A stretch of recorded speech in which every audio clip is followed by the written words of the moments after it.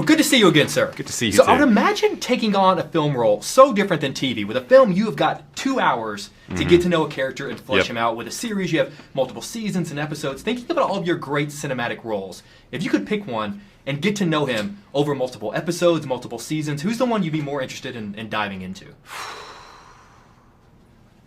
That's a very good question. Thank you, sir. I think both Superman and Geralt of Rivia live on that same #1 spot. Yes. Mostly because I care about the characters so much anyway. Of course. I'm a fan of the characters, and I would want to get to know them even if I didn't do this job. And so the opportunity to play them, the opportunity to get to know them through performing them has been a pleasure. And I look forward to doing more of it. If you had multiple seasons, or shall we say multiple movies of Superman, what is an aspect of him that you'd like to dive into that you haven't had the chance to yet? Where we left off with Man of Steel in particular, which was a guy who had found his place, or tried to find his place, but had sort of found it by the end, had committed something which he would consider a most horrific sin by killing the last member of his species. That is a place where I'd like to travel from with the character. Him exploring the positivity of who he is.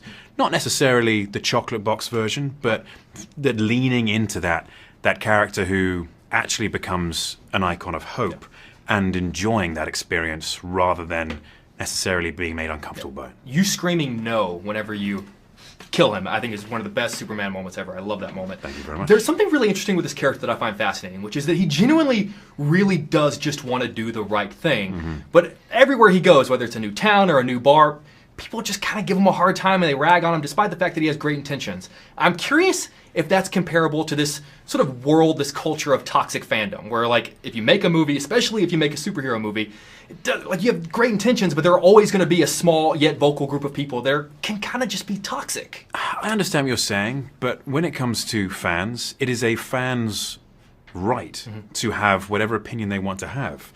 And people are going to be upset because, especially when you're talking about books or games, because you're never going to be the exact person who they had in their head or who they played on Witcher 3, for example. I don't necessarily consider that toxic. I just consider that passionate.